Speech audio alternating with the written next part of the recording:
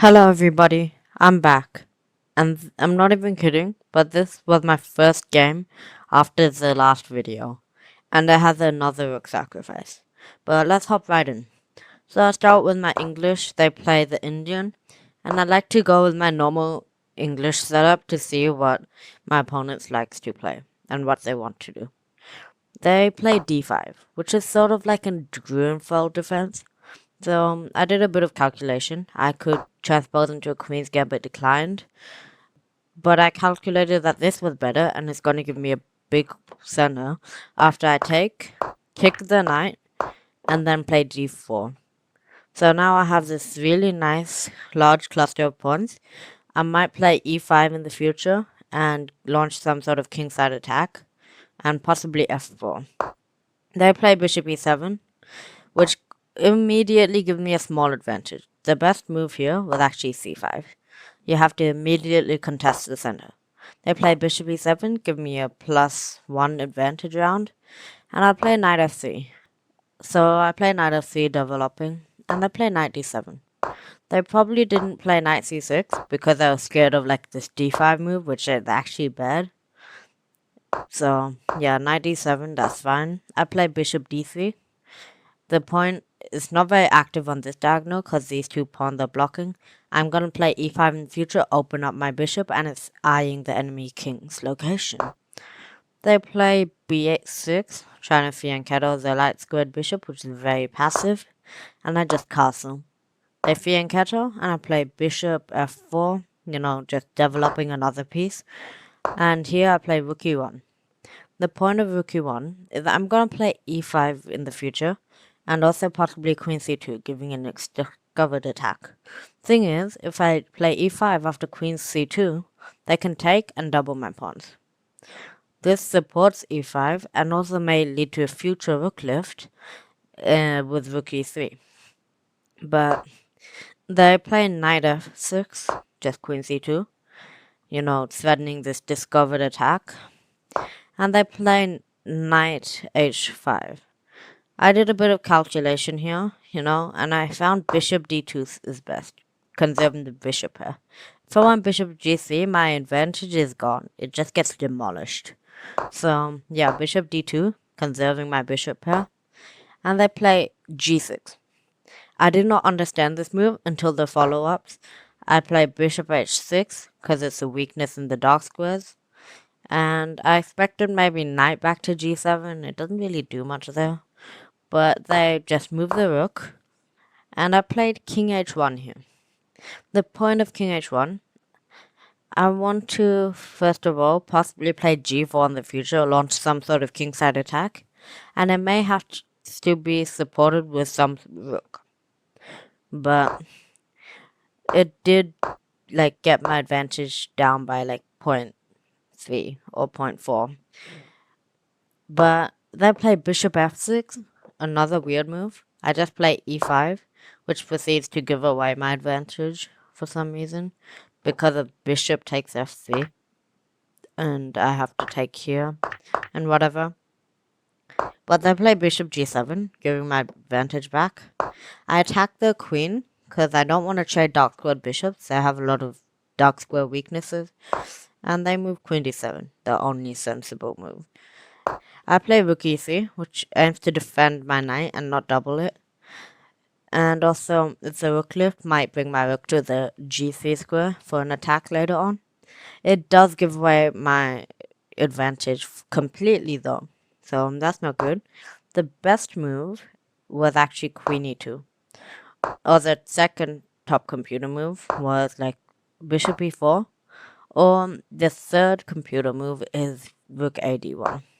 Just developing another piece. But I went with rook e3, thought it was best. Turns out I was inaccurate. And they take anyway, proceeding to give me a 2.2 plus 2.2 advantage for white. I take with the rook, obviously. And then they move bishop back. It's really funny, because they move the bishop from f8 to e7, e7 to f6, f6 to g7, and g7 to f8. So it just went a full circle. The reason it did that is because I'm threatening to trap the knight here with g4. So I play queen d2, trying to reroute my queen to possibly like f4 in the future and target these dark squares, maybe get a mate. And they play knight g7, fianchettoing their knight. And I played h4. I kind of forgot what I did, why I did that. I think I was planning for like rook h3 and breaking open lines after g4, obviously. But queen f4 was best, trying to target like z squares or whatever. But I went h4. They tried to, trade bishops. And here, I found a move, bishop f6, top computer line. Because after they take, I have this really annoying pawn. They have to move their knight again. And here they'll play knight f5, which gives me an even bigger advantage, 2 plus 6. Knight h5 is best, which seems weird, but it attacks the pawn, and here I have like queen g5. Okay, I cannot play queen h6, a5, because I'm not threatening anything, because the knight sort of covers. Instead, they played knight f5, which gives away the advantage. So I was thinking, I want my queen to land on h6, but the knight blocks it, and also defends the mating square. So I thought about dislodging the knight, so I thought about g4, which also kind of traps the knight. It did make it from +6 to around +3. The best move here was bishop takes. If they take here, it's just mate in 2. We're gonna play that. If they take this way, it's still mate. We're gonna do that. So that's nice. Instead I played g4. My calculations was after takes, it's just mate. They doesn't matter if they get my rook. Go here. And so I thought they were just lost. They had this one really good defensive move, queen c6. It was better if there was queen d5. Queen d5 was a bit better.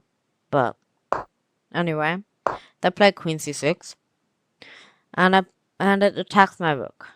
The thing is, now I can't just, take and try and go for mate, because they take my rook with check. And they're just, completely winning here, or whatever. So, instead I played bishop e2, which defends the rook. I played bishop e2, and I played queen e4. And here I just take the knight, just a free knight. But I was a bit speculative, because I was thinking about, what about perpetual check?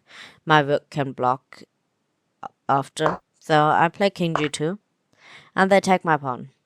Here, I take this pawn. They cannot recapture because of the pin. Very nice one. So they play queen g7. I play rook g3. They can't take with the queen, so they take with the f pawn for some reason. Expected h pawn. And I get my rooks. These rooks are eyeing the enemy king. They play queen d7, allowing queen h6. I'm not sure why. And they play rook e7. And here, I finally lead up to the rook. It's not the best move, it's the third move of the engine. The best move was bishop d3. If they do nothing, then you have the rook sacrifice. I don't know, it's a bit more prepared for some reason. But I sacrificed the rook. It's still a good move. And the point is, if they try and take, we have this check, and it's gonna lead to checkmate. So they can't take. The best move here was king h8. I can't really mate them with anything. Queen f4 was the best move or something. I'm not sure. But, instead, they played rook g7, leading to mate in 8. And the funny thing was, someone pinged me in Discord, so I was just, chatting while playing this game. Here, this move took me longer to find than the rook sacrifice, because I was like, wait, let me double check. The rook is pinned, right? Yeah, I can't move. Yeah. I spent 5 seconds on the rook sacrifice, didn't really bother analyzing it too much, just so if they took its mate, so. I take with check, they move their king, another check, and they play king f7, leading to mate. They resigned here, but this is a mate, if you want to know. And that's the end of the game. So if you enjoyed that video, be sure to like and subscribe to join my journey to 2001. And leave a comment down below on what your brilliant sacrifice was. I read every one of them. And if you send a game link, I can analyze it for you. It might not be in a video, but whatever. So, see you next time. Bye.